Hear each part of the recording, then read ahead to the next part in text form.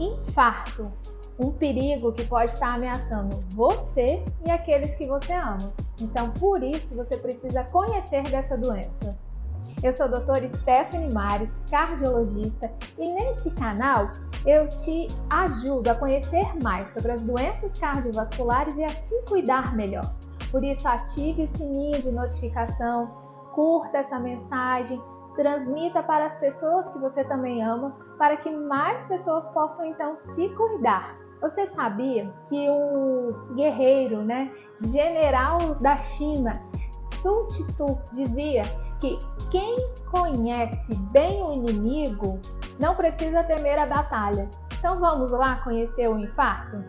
Existem pelo menos 5 tipos de infarto. 50% de todos os infartos é do tipo que evolui com morte súbita. A pessoa falece no mesmo dia, tamanha gravidade do infarto.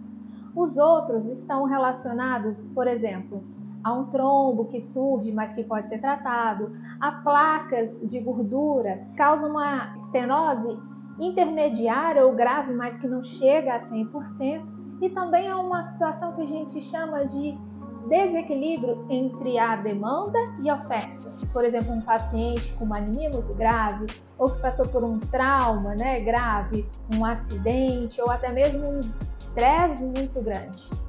É por isso também que a gente precisa combater lá atrás, antes do infarto acontecer, os fatores de risco.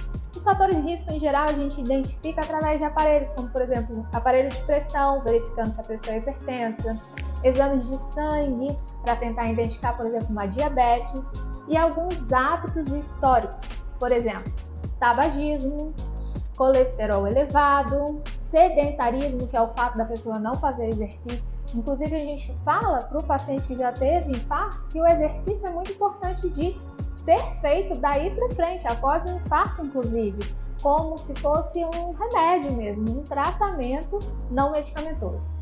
E, por fim, o histórico familiar.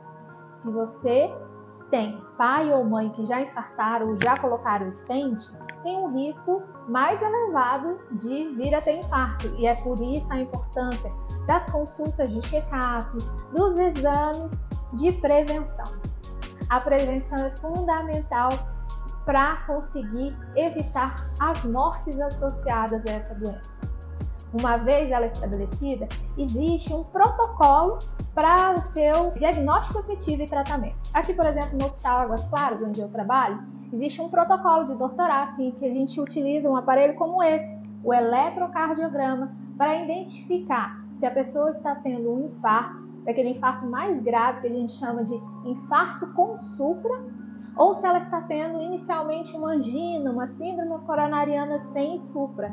E aí vai ter que fazer alguns exames, que são as enzimas cardíacas, troponina, CKMB, e vai ficar em observação pelo menos 6 horas no hospital, na maioria dos casos, conforme for os resultados desses exames.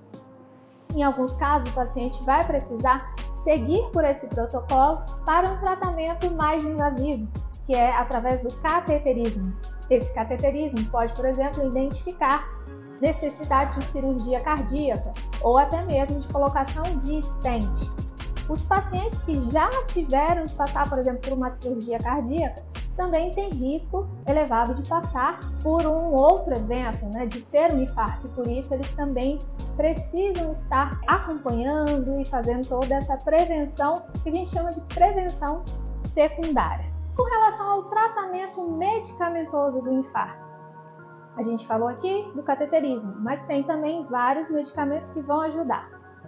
AS, que é um medicamento que em geral vai ser tomado pelo resto da vida do paciente que já infartou. Inclusive algumas pessoas, alguns pacientes meus, tomam o AS de forma preventiva, se elas tiverem alguns critérios que a colocam nessa situação de fazer uma prevenção já não secundária pós-infarto, mas uma prevenção primária. E aí é por isso importante também se conhecer, saber seus riscos e saber as indicações para cada medicamento. Consulte um cardiologista, busque saber se você precisa utilizar algum remédio ou se pode usar também o que a gente comentou aqui de remédio exercício físico e até mesmo para a liberação desse exercício é, por exemplo, importante o eletrocardiograma.